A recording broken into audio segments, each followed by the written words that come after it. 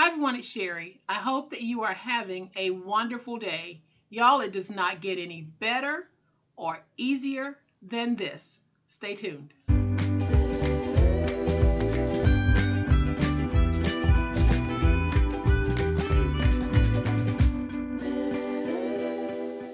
Y'all, welcome to my channel. I am so glad that you decided to stop by, and welcome to all of my new friends and to all of my new subscribers. Welcome back to all of my longtime friends and longtime subscribers.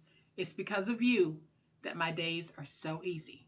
Thank you all so much for the wonderful support and the positive comments that you show to me each and every day. I really appreciate it. So today, y'all, I love making books. And you might get tired of me making books, but you can never have too many. And you can never have an easier process than the one I'm going to share with you today. These books are fabulous. They will open flat and you can write in them. The pages stay in them. And it's such an easy process. It's a new process for me, but I think you're going to enjoy it. So here are two of the books that I've already made. These are about 5 3/4 by 4 inches wide, and they have 100 pages in them. They really are cute, and they scream spring. So I'm going to flip to my overhead camera, give you a closer look. But y'all know what time it is. It's time to make it. All right, y'all, so here's a closer look at the book style we're going to be making. This is just a standard notebook, or is it? I say that it's not. And what I like about this, the process is going to go so quickly that you won't believe it. But when you're finished, my book is still drying. But y'all look at this. I can go right to the center and write. It's still drying, and I can tell because my paper is a little bit curled in there. Once it dries, that curl will go away. But I can flip through my pages, and I can flatten them out, and I can write. I can take my book, and I can very easily flip through my pages. Super, super easy. I know that a lot of you have concerns about the bookmaking technique. Will this work? Y'all, I think it works a whole lot better than some electronic methods out there. So if you've been on the fence about trying a process like this, make today the day that you give it a try. Super, super easy. Here's what I'm using.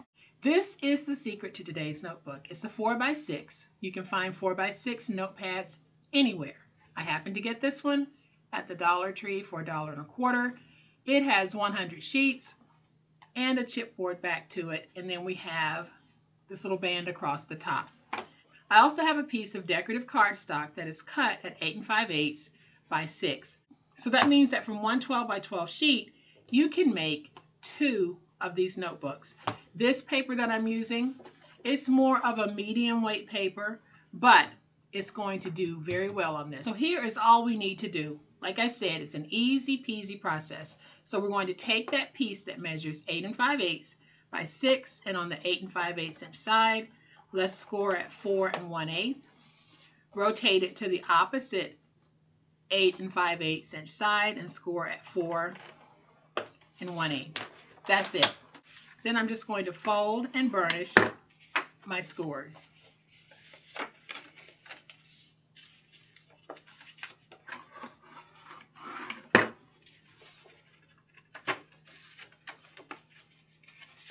And now I'm going to take my notepad and holding it just like this. I'm not even going to clip it. I'm going to bring in my glue. And we are going to add our glue down the spine like this. Then I'll just take my finger, and basically what I'm doing is I am just lightly spreading that glue. I want to make sure that I have full coverage and I have a nice coating of glue. So now I'm going to take my book. When I put it in, I'm simply going to be placing it in the spine. So I can actually just set it down and slide it into place like this.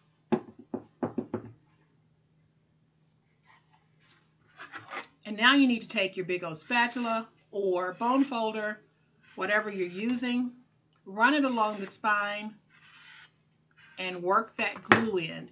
If you see the glue bubbling at the bottom, that's actually a good thing because that means that you have pretty good coverage. So I'm just going to work it, and I'm going to just run it against my desk like this. Then what I'm going to do is I'm going to open the front flap to make sure that I don't have any glue that has seeped onto the cover page, and I'll do the same thing with the back page. So you want to make sure that you do this step after you place your book inside of the jacket. So we can let this sit for a minute to dry, then we're going to do the final step.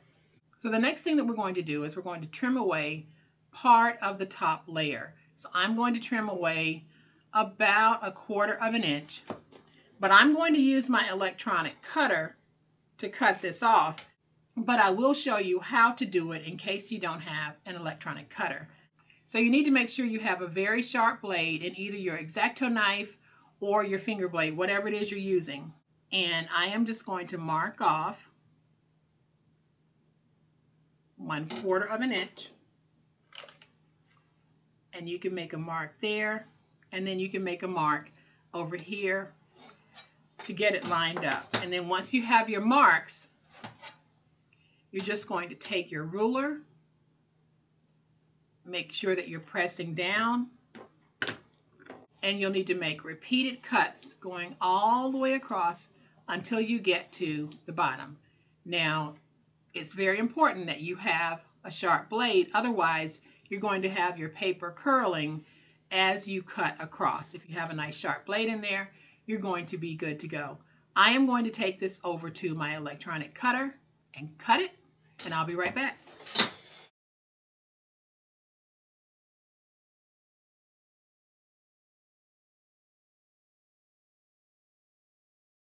So I'm back, and I now have 3 books that are cut to the same length. I was able to do this with my electronic paper cutter.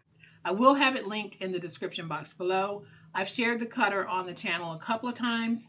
I live by this thing. I've been using this now for close to 2 years, y'all, and I love it. It makes cutting through multiple stacks of paper and chipboard so much easier. So I'm not trying to do a sell of this. I just want you to know how I am using my electronic paper cutter, and the paper cutter that I use is from a company called Vivor.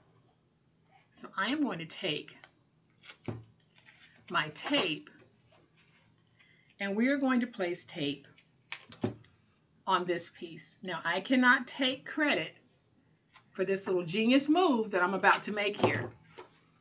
I was making one of these in front of my sister Denise, and I was making it as a soft bound, and I was planning on removing this piece as well as the back piece, and she said, why don't you leave those in there and make it a nice little hardbound? And that was an excellent idea. So let me just tear this off, peel away that tape backer, and now we're just going to take this and place it down. Get that nice and stuck. And y'all look at that. My glue is still drying, but look at how well that looks on the inside. So I'm going to flip it over to the back side, and I'm going to do the same thing. So I'm going to take my tape, place my tape here,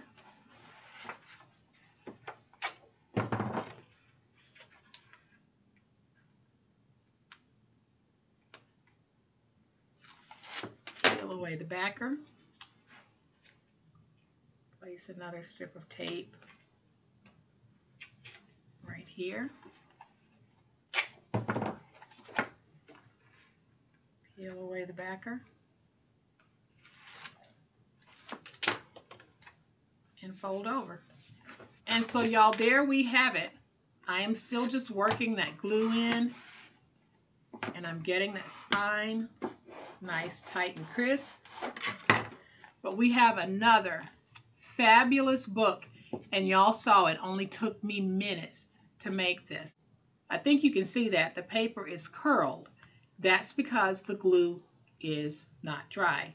So once I let this dry, my papers and my book will open and close over and over and over again and will not come out.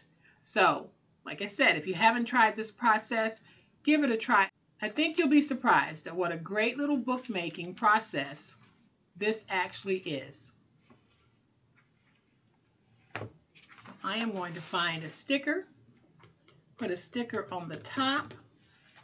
I think I'm going to go with this one because I don't want anything that really takes away from the beautiful paper.